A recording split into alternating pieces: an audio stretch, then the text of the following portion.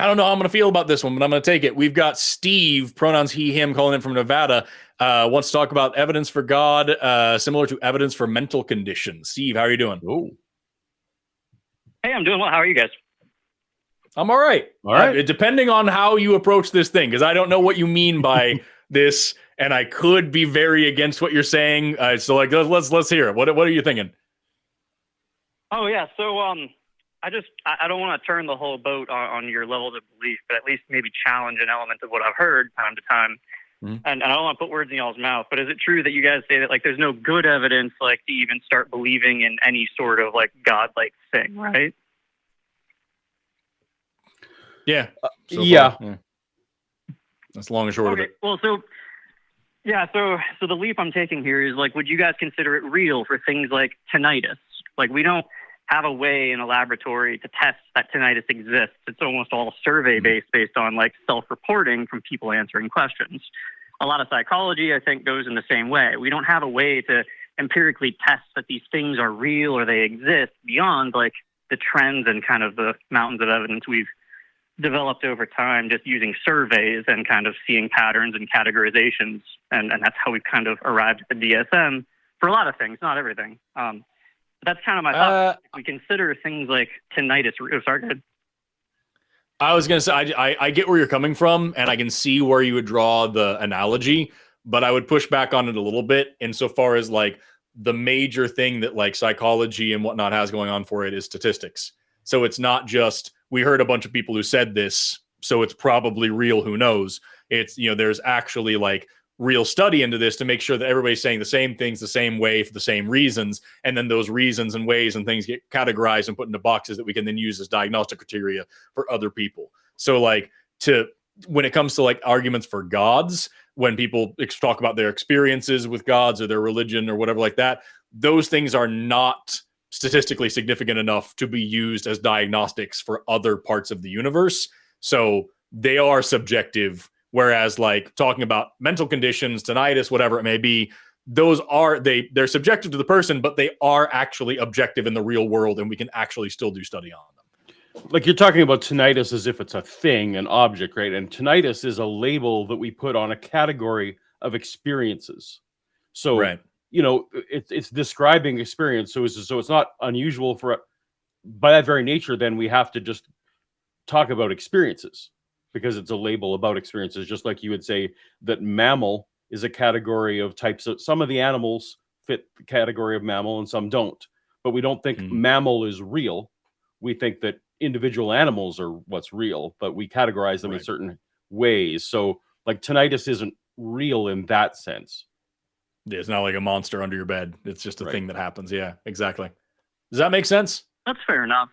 It absolutely does. And I suppose, well, one, I may just be demonstrating my ignorance here, but has anyone ever like approached the I guess the sensation or the reported experience of any sort of divine being? Have we like taken a swing at that to see if there's any like statistical rigor behind it and like familiar threads, or kind of like as we do in psychology? I can tell you that I was a Christian up until relatively recently in my life.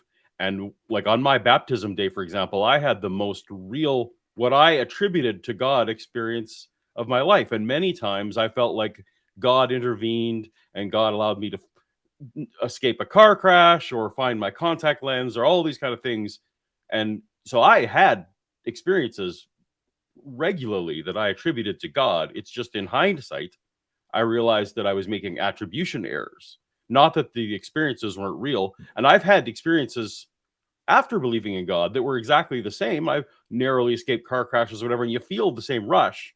But when you start attributing them differently, that's the difference. It's not in how the experience feels to the person necessarily. Does that make sense? Oh, it does. Absolutely. And I suppose there's just kind of a line between what's real, like objectively outside of the person, and then what's real to like their experience, I suppose. But that was like the real thing I wanted to bring up, was just kind of that we take these other things based off of, self-reporting experiences, and we treat them as real, and we, treat people for them. Right.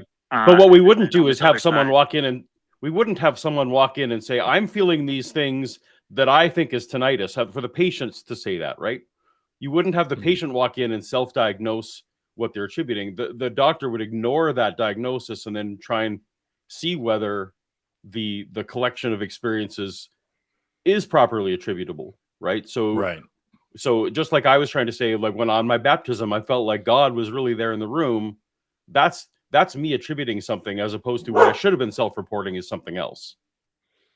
Right. So even if there actually was tinnitus, there's still a checklist of things to go through first. You know what I mean? Like that's so I can't say for sure whether there's ever been a specific study on like you believe in God. Let's find out. You know there have absolutely been studies on like the neuroscience of religiosity and on how religiosity affects societies and affects individual people and things like that. There have actually absolutely been studies on like ghosts and supernatural powers and ESP and all these other things. I don't know about that one in particular. What I can tell you, though, is that every single time we try to test something that's supernatural, it remains supernatural. So as to say, it remains outside of the realm of what is naturally possible and doesn't have any actual evidence backing it up, any explanatory or predictive power to it. It's just a thing that somebody said. No, that's fair. Sorry, I keep saying that same thing because I mean you're not saying. Well, I appreciate you saying it because like I want to make sure we're not saying anything that's too out of the ordinary or ridiculous. Yeah, and I don't think I suppose I want to use this as like to leap to a conclusion. Therefore, there is this supernatural thing, but I mean if it's real to a person, then that could also I think explain why there's such a strong belief in it. And it just seemed to me like there was almost a slight double standard in that there's these whole fields of some sections of medical science and large swaths of psychology where everything is based upon surveys and just sort of individuals, reporting their experiences. And we treat that as evidence for the thing that we otherwise have not found a way to image. Like we haven't created the MRI for that sort of thing yet, if you understand my meaning. Well, I hate to say it again, but we're not doubting that people are having the experiences. So don't say we're saying that we're acknowledging that those people had experiences, but the religious people were denying that they actually had those experiences. That's not a double standard that's happening here at all. We are merely questioning to what should we attribute those experiences. And both in psychology and when we're talking about evaluating religious claims. Like I don't see a double standard for us there. I don't. I think it would probably be really helpful for you as well if you call into a show when Christy Powell is hosting. Christy Powell actually is a psychologist and like I believe he has a master's in clinical psychology, if I remember correctly. I could be wrong, but like ask him. Or Shannon would work. Yeah, I was going to say I wasn't sure if Shannon. I know she does a lot of psychology talks. I didn't know what her actual like. She has a degree in it. She's not practicing, but she has a degree. Perfect. So, perfect. I wasn't sure, and I didn't want to put her on the spot. No worries, I'm glad you clarified. Yeah. But yeah, no, like you can call Shannon or Christy, and they would both, I'm sure, be happy to like dig into the details because I think like there's a fundamental misunderstanding of like of diagnosis and how that works, and it's not just taking somebody's word for it, so to speak. It's not as subjective as you might think. So I don't think that the two, like I said, I understand your analogy, but I don't think the two are really comparable. Okay. Yeah, absolutely. Like I understand there's degrees of statistical rigor that we have to like put behind these things, not just like a dude told me a thing and so I believe them and now I've added like an entire entry to the DSM.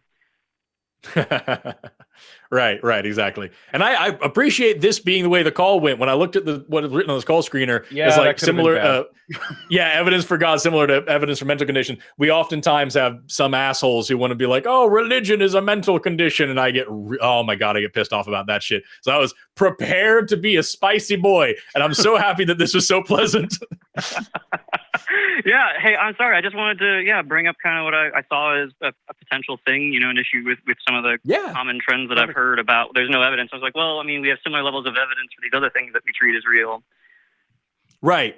No, I totally, like I said, I get entirely where you're coming from. I think Christy Powell or Shannon Q would be great people for you to talk to about it because they can actually get more into detail about like how that kind of thing works. I don't think that it's necessarily the direction that I'm sure that you're trying to draw a connection and not actually dig into the meat of like how psychology is functioning, but like they would actually be able to dig into that a little bit and maybe bring some clarification for you. Okay. Yeah, absolutely. Like I understand there's degrees of statistical rigor that we have to like put behind these things, not just like a dude told me a thing and so I believe them and now I've added like an entire entry to the DSM. Perfect. Yeah, no, that'd be great. Yeah, I'll give it another try. Hey, thanks for the time. You guys have a good rest of your weekend. You too, Steve. Thanks so much.